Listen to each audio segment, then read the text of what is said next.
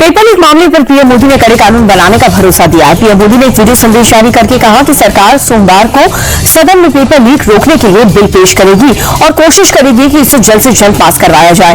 PM ने कहा कि आज कैबिनेट में पेपर लीक पर चर्चा होगी। उन्होंने कहा कि पेपर लीक मामूली विषय नहीं है, ये छात्र और उनके अभिभावकों के लिए पीड़ादायक है। पीएम मोदी ने कहा कि पिछले 2.5 महीने में सरकार ने पेपर लीक के खिलाफ कई कड़े कदम उठाए हैं। पेपर लीक के सारे गुनहगार जेल में बंद हैं और फास्ट ट्रैक कोर्ट के लिए सभी विभागों को निर्देश जारी कर दिया गया है। प्रधानमंत्री मोदी के वीडियो संदेश के बाद कांग्रेस नेता राहुल गांधी ने सोशल मीडिया पर लिखा है कि छात्र शिक्षा मंत्री धर्मेंद्र प्रधान का इस्तीफा मांग रहे हैं और आप आधी रात को बेकार की वीडियो जारी करके उनकी समझदारी का अपमान कर रहे हैं। साथ ही राहुल गांधी ने छात्रों की 3 मांगे भी लिखी कि धर्मेंद्र प्रधान को पद से हटाएं, छात्रों के साथ हिंसा करने वालों के खिलाफ कार्रवाई करें और छात्रों से माफी मांगे। पेपर लीक के मामले में 26 दिन से अनशन कर रहे एक्टिविस्ट सोनम वांगचुक ने देर रात अपना अनशन तोड़ दिया। केंद्रीय मंत्री जेपी नड्डा और जितेंद्र सिंह ने बीती रात गुरुग्राम को मेदांता अस्पताल में सोनम वांगचुक से मुलाकात की और उन्हें भरोसा दिया कि सरकार आंदोलनकारी छात्रों के खिलाफ एफआईआर दर्ज नहीं करेगी। साथ ही आत्महत्या करने वाले छात्रों के परिवार को उचित मुआवजा दिया जाएगा। इसके अलावा परीक्षाओं के पेपर लीक और शिक्षा सुधारों पर संसद में चर्चा करवाने का भी भरोसा दिया, जिसके बाद 28 जून से अनशन पर बैठे सोनम वांगचुक ने अपना अनशन तोड़ दिया। पीएम मोदी ने सोनम वांगचुक के अनशन तोड़ने का स्वागत किया और सोशल मीडिया पर सोनम वांगचुक को संदेश दिया। पीएम मोदी ने लिखा कि मैं सोनम जी से आग्रह करता हूं कि वो डॉक्टर्स की सलाह के मुताबिक अपनी दिनचर्या रखें, जल्द से जल्द अपना पुराना वजन फिर से प्राप्त करें। मैं प्रभु से प्रार्थना करता हूं कि सोनम जी स्वस्थ रहें। सीजेपी अध्यक्ष अभिजीत दीपके ने भी सोनम वांगचुक के अनशन तोड़ने पर खुशी जताई। दीपके ने 26 दिन तक अनशन जारी रखने के लिए सोनम वांगचुक का आभार जताते हुए कहा कि आपने अपनी जान जोखिम में डालकर पूरे देश में जागरूकता फैलाई। आपकी जान इस देश के लिए बेहद कीमती है। और साथ ही अभिजीत दीपके ने साफ कर दिया कि शिक्षा मंत्री धर्मेंद्र प्रधान के इस्तीफे तक जंतर मंतर पर सीजेपी का शांतिपूर्ण प्रदर्शन जारी रहेगा। कॉकरोच जनता पार्टी का प्रतिनिधि मंडल आज दोपहर 12:30 बजे केंद्रीय मंत्री जेपी नड्डा और जितेंद्र सिंह के कॉन्स्टिट्यूशनल क्लब में मुलाकात करेगा और साथ ही सीजेपी ने आज पेपर लीक मामले पर देश भर में प्रोटेस्ट का ऐलान किया। सीजेपी ने 20 जुलाई को संसद मार्च के दौरान छात्रों के खिलाफ पुलिस की बर्बरता के विरोध में शांतिपूर्ण प्रदर्शन की अपील की है, जिसके बाद से जंतर मंतर पर बीती रात से भीड़ बढ़ने लगी। सीजेपी के ऐलान के बाद से आज दिल्ली में राजीव चौक, सुप्रीम कोर्ट, जनपथ और मंडी हाउस सहित 17 मेट्रो स्टेशन बंद रहेंगे। हालांकि राजीव चौक, मंडी हाउस और सेंट्रल सेक्रेटरीट पर मेट्रो बदलने की सुविधा बरकरार रहेगी। पेपर लीक मामले पर जहां पर छात्रों का प्रदर्शन लगातार जारी है, वहीं सरकार भी तेजी से एक्शन लेते हुए उच्च शिक्षा सचिव विनय जोशी का तबादला कर रही और उनकी जगह नरेश पाल गंगवार को उच्च शिक्षा विभाग की जिम्मेदारी सौंपी गई है। साथ ही टीके अनिल कुमार को स्कूली शिक्षा सचिव नियुक्त किया गया।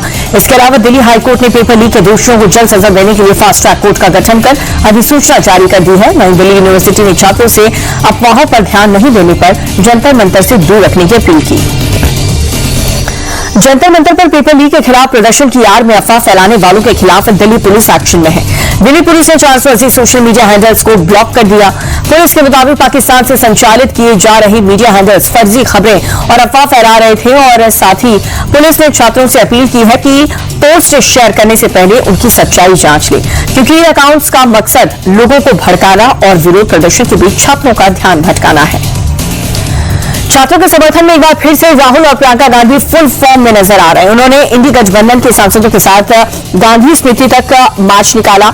हालांकि रास्ते में कई जगह पर उनकी बसों को रोकने की कोशिश भी हुई। इस दौरान राहुल गांधी ने कहा कि वो पूरी तरह से प्रदर्शन कर रहे हैं, छात्रों के साथ हैं, वो खुद को अकेला न समझे, पूरा विपक्ष छात्र के समर्थन में खड़ा है।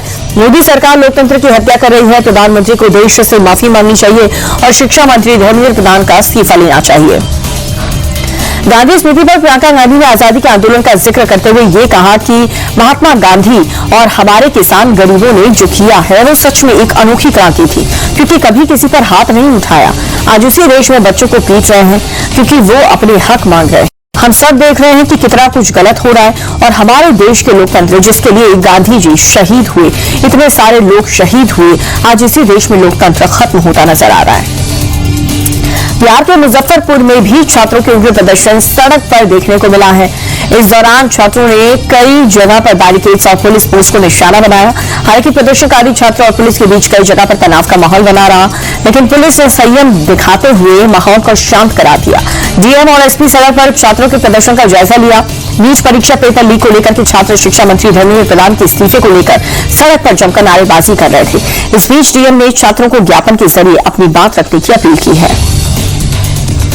यूएन सुरक्षा परिषद में भारत ने पीओके के मुद्दे पर पाकिस्तान को लताड़ते हुए ये कहा कि पीओके में कश्मीरियों के अधिकारों के दमन की गवाह पूरी दुनिया है। भारत ने पाकिस्तान अधिकृत कश्मीर में कश्मीरियों के मानवाधिकार और आजादी को कुचलने की पाकिस्तान की कोशिश की कड़ी निंदा की है। संयुक्त राष्ट्र में भारत के स्थायी प्रतिनिधि राजदूत हरीश ने यह कहा कि पीओके की घटनाओं से पाकिस्तान का असली चेहरा बेनकाब हो गया। पूरी दुनिया इसकी गवाह है। दिल्ली के कृष्णनगर में भी सड़क पर कार ड्राइवर की चाकू मारकर हत्या कर दी गई। कार ड्राइवर सीट पर खून से लथपथ ड्राइवर का शव मिला। मौके पर पहुंची पुलिस की टीम फॉरेंसिक टीम ने कार के सैंपल्स को लेकर के जांच के लिए भेज दिया। लोगों के मुताबिक तकरीबन रात के 9 बजे के आसपास वारदात को अंजाम दिया गया। चश्मदीदों ने सड़क पर 4 लोगों को भागते हुए देखा, जिन पर हत्या की आशंका जताई जा रही है। पुलिस सीसीटीवी और लोगों से पूछताछ के आधार पर मामले की जांच शुरू कर चुकी है। यूपी के रामपुर में शाम में खाने के बाद एक ही परिवार के करीब 20 लोग बीमार हो गए। जानकारी के बाद सभी लोगों को अस्पताल में भर्ती करवाया। डॉक्टर्स के मुताबिक सभी की हालत में सुधार आ रहा है। दूषित खाने से सभी की तबीयत बिगड़ने की आशंका जताई जा रही है। फिलहाल पुलिस लोगों के खाने की जांच कर रही है। आसपास के लोगों से भी खाने की जानकारी ली जा रही है। यूपी के बहराइच में भारत नेपाल बॉर्डर के पास 5 लोग पकड़े गए हैं और सभी इनोवा गाड़ी से भारत में घुसने की कोशिश कर रहे थे। इनमें से प्रतिबंधित संगठन वारिस पंजाब के सदस्य विक्रमजीत सिंह को गिरफ्तार किया गया। विक्रमजीत सिंह 2023 में अजनाला में थाना पर हमला मामले में फरार था और पंजाब मूल का अमेरिकी नागरिक मानवीर सिंह ढिल्लों के पास कोई वैध दस्तावेज नहीं था। साथ ही इनकी मदद करने वाले 2 स्थानीय लोगों और ड्राइवर को भी पकड़ लिया गया। इन सभी के खिलाफ मामला दर्ज कर कार्रवाई की जा रही है। पुलिस के मुताबिक पंजाब पुलिस को मामले की जानकारी दी गई। असम में भारी बारिश और बाढ़ का कहर लगातार जारी है। अब तक असम में बाढ़ की वजह से मरने वालों की संख्या 47 तक पहुंच गई है। 11 जिलों में 7,21,000 से ज्यादा लोग बाढ़ से प्रभावित हैं और भारी बारिश के चलते ब्रह्मपुत्र नदी का जलस्तर लगातार बढ़ता जा रहा है, जिससे उसकी सहायक नदियां खतरे के निशान के ऊपर बह रही हैं। निचले इलाकों में बाढ़ के बढ़ते हुए खतरे को देखते हुए प्रशासन अलर्ट हो गए। साथ ही लोगों से सुरक्षित स्थानों पर जाने की अपील की गई। गुजरात के वलसाड में भारी बारिश के बाद बाढ़ जैसे हालात, जलभराव के बीच पुलिस और नगर निगम की टीम ने चिपाड़ा में रेस्क्यू ऑपरेशन चलाया, जहां पर 8 महीने की गर्भवती महिला का सुरक्षित रेस्क्यू किया गया। मूसलाधार बारिश के चलते औरंगा नदी उफान पर है, जिससे निचले इलाकों में भारी जलभराव हो गया। जलस्तर बढ़ने के कारण पानी घरों के अंदर तक घुस गया। प्रशासन लोगों को सुरक्षित स्थानों पर शिफ्ट कर रहा है। गुजरात में भारी बारिश का कहर लगातार जारी है। बारिश से छोटा उदयपुर में बराज नदी का बना हुआ डायवर्शन सड़क पानी की तेज धार में बह गया, जिससे नेशनल हाईवे 56 पर ट्रैफिक बाधित हो गया। सड़क बहने से आसपास के कई गांव का संपर्क टूट गया, जिससे लोगों को परेशानी का सामना करना पड़ रहा है। फिलहाल प्रशासन और रेस्क्यू टीम मौके पर पहुंचे, हालात की जानकारी ली। सड़क मरम्मत को लेकर के अधिकारियों के बीच मंथन जारी है। गुजरात के डिप्टी सीएम हर्ष संघवी ने नवसारी में बाढ़ प्रभावित इलाकों का दौरा किया है। डिप्टी सीएम ने प्रभावित इलाकों में राहत और बचाव के कार्यों का जायजा लिया। हर्ष संघवी राहत बचाव टीम के साथ राहत कैंप में पहुंचे, जहां पर लोगों से कैंप की व्यवस्था और समस्याओं को लेकर के बात की। इस दौरान संबंधित अधिकारियों से इलाके में लगातार पेट्रोलिंग कर रहे लोगों से सहायता पहुंचाने के भी निर्देश दिए। गुजरात के अहमदाबाद में भारी बारिश के बाद हालात बिगड़ गए हैं। इस दौरान बाढ़ प्रभावित इलाकों में रेस्क्यू टीम को तैनात किया गया। इस बीच अहमदाबाद के ग्रामीण इलाकों में 11 घंटे में फंसे 3 लोगों का सफल रेस्क्यू किया गया। ट्रैक्टर के जरिए इन लोगों को सुरक्षित जगहों पर भेज दिया गया है और बताया जा रहा है कि इलाके में पानी भरने के बाद से ये लोग वहीं पर फंस गए थे।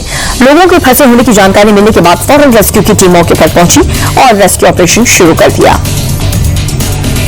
महाराष्ट्र के नासिक में गोदावरी नदी का जलस्तर बढ़ने से लोगों की परेशानी बढ़ गई है। भारी बारिश से गोदावरी नदी उफान पर है। नासिक में नदी किनारे बने कई मंदिर में पानी भर गया और इस दौरान नदी के किनारे रहने वाले लोगों के लिए अलर्ट जारी किया गया। निचले इलाकों में रहने वाले लोगों से सुरक्षित जगह पर जाने की अपील की गई। बारिश से बिगड़ते हालात को देखते हुए इलाके में रेस्क्यू टीम को अलर्ट पर रखा गया। महाराष्ट्र के नासिक में तेज आंधी और बारिश की वजह से बड़ा हादसा हो गया है। त्र्यंबकेश्वर इलाके में तेज आंधी में घर का टीन शेड उखड़कर सड़क पर जा गिरा। इस दौरान सड़क पर जा रहे श्रद्धालु घायल हो गए। मौके पर मौजूद अन्य श्रद्धालुओं और स्थानीय लोगों ने घायलों को तुरंत अस्पताल में भर्ती करवाया। हालांकि घायलों में की काफी गंभीर हालत है। नासिक जिला अस्पताल में उसे रेफर कर दिया गया। उत्तराखंड के नैनीताल में आधी रात को लैंडस्लाइड से लोगों के बीच हड़कंप मच गया। तेज बारिश के बीच पहाड़ पर सुरक्षा के लिए बनाए गए दीवार के पत्थर भरभरा कर गिरने लगे। लोगों के घर पर भी कई पत्थर के टुकड़े गिरे। हालांकि हादसे में किसी की जान की कोई नुकसान नहीं पहुंचा। ये लोग के मुताबिक दिन के समय अगर ये पत्थर गिरता तो बड़े पैमाने पर जनहानि हो सकती थी। हादसे के दौरान पास के घर में लगे सीसीटीवी कैमरे लैंडस्लाइड की तस्वीर रिकॉर्ड हो गई। डीआरडीओ ने ओडिशा तट पर एपीजे अब्दुल कलाम द्वीप से लंबी दूरी के जमीन से हवा में मार करने वाली स्वदेशी मिसाइल क्रूशा का सफल टेस्ट किया। यह परीक्षण भारत की स्वदेशी एयर डिफेंस क्षमता के लिए एक बहुत बड़ी उपलब्धि है। इस सफलता से भारत उन चुनिंदा देशों में सूची में शामिल हो जाएगा जो लंबी दूरी की air defence missile system design और विकसित करने में सक्षम है। अधिकारियों ने बताया कि मिसाइल का लैंड बेस्ट प्लेटफॉर्म से लॉन्च किया गया है और सभी मिशन ऑब्जेक्टिव्स पूरे हो गए हैं। ईरान में जारी जंग के मुद्दे पर अमेरिकी हाउस में राष्ट्रपति डोनाल्ड ट्रंप का एक बार फिर से बड़ा झटका। अमेरिकी हाउस ने दूसरी बार ईरान में चल रही सैन्य कार्रवाई को रोकने का प्रस्ताव को पास कर दिया।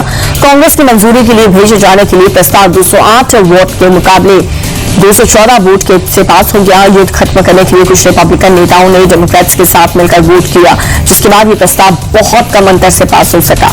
हाउस में वोटिंग के दौरान हार के बाद राष्ट्रपति ट्रंप ने सोशल मीडिया पर लिखा था कि ये देशभक्ति के खिलाफ और बेमतलब है।